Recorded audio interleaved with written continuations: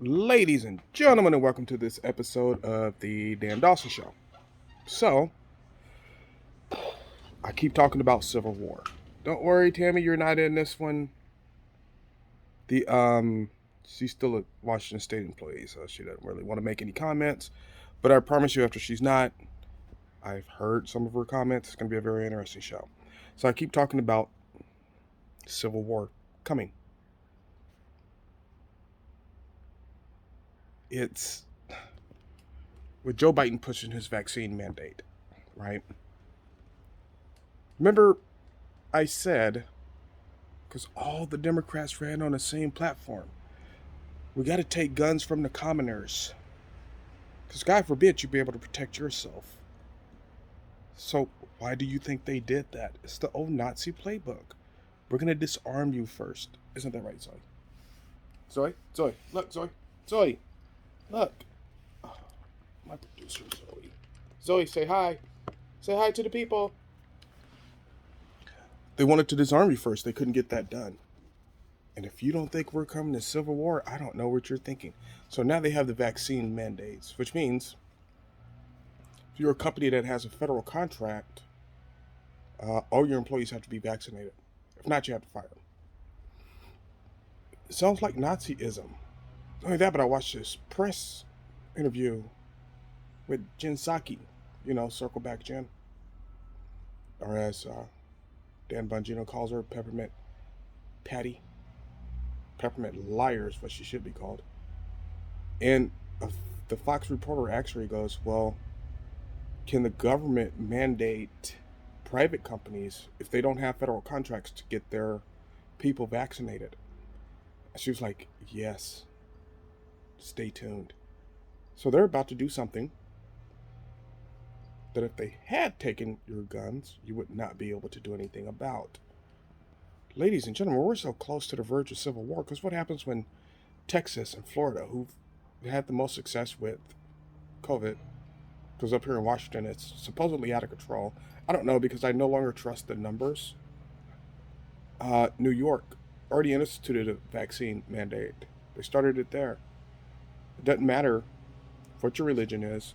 It doesn't matter what your medical history is. You have to get it. Think about that. Think about that. They're mandating you to get it.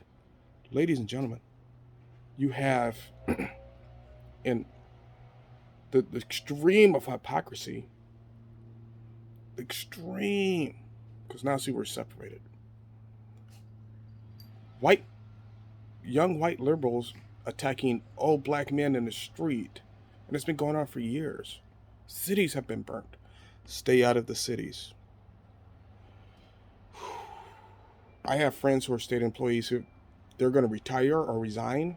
They said they're not doing it because nobody really knows the long-term effects. I'm not anti-vax.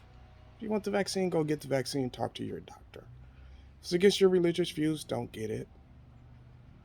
If it's if your doctor says, hey, because you had this heart condition, or because you have multiple sclerosis, or you have this autoimmune deficiency, we do not recommend you take the vaccine, then don't get it. If you're young and healthy and want to get it, go get it. Who cares? But talk to your doctor first. Now, here's a little bit of advice I will give you. Here's what I want you to do if you haven't had the vaccine yet. The day before you go get the vaccine, I want you to make sure that you have a checkup. Yes, have them run every test possible. Now, you're asking, well, why, Dan, are you recommending this? Because then if something happens, you can link it back to the vaccine, or at least you have a better chance of linking it back to the vaccine. I say, hey, if the vaccine doesn't work, or if it creates health problems in you, which me and Tammy are going to talk about on the next show because something very interesting is going on. So we'll probably cut that show Monday or Tuesday. But something very interesting is going on with her. So, no, do what your doctor tells you to do. If your doctor says, yeah, go ahead, a vaccine is safe for you, go get it. If you're religious and don't want to take the vaccine, don't take it. Because understand what's going on. This is pure Nazism. And there's so many things to link it to. You have the enforcers of the government, Antifa, who are supposed to be anti-fascist. They're the most fascist people I know. BLM, the liberals, right? Because they're running the Nazi playbook right now. I have no doubt, no doubt. Um, but if you want to see the full version of it, make sure you check out the Biden press conference tonight. I'll probably just catch snippets of it on YouTube because my beloved Dallas Cowboys play at 5 p.m. here. And I can tell you right now, if they come out nil, I'm done. Done. Done. I don't think Jerry Jones would allow that. Remember when this first started, he was not allowing it. But do you see where we are now? It's Nazi propaganda. I'm not even going to call them liberals anymore. I'm going to call them Nazis. It's the Nazi playbook. Exactly.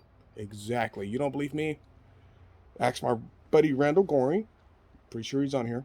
I'm going to tag him in it anyway. Or at least have him call him, have him watch it. His great uncle was a Nazi. He could tell you. The Goring family, you ever hear of the Gorings? If you haven't, you might want to look it up because they're running the playbook. Alrighty. Like, subscribe, share, and as always, boys, especially now, not only do what you got to do, get prepared to do what you got to do. Check out DB Presents Underground News. Doesn't look like we're putting one up today, but that's fine. We'll put one up next week when I'm in Texas. So, alrighty, like, subscribe, share, and get prepared to do what you got to do.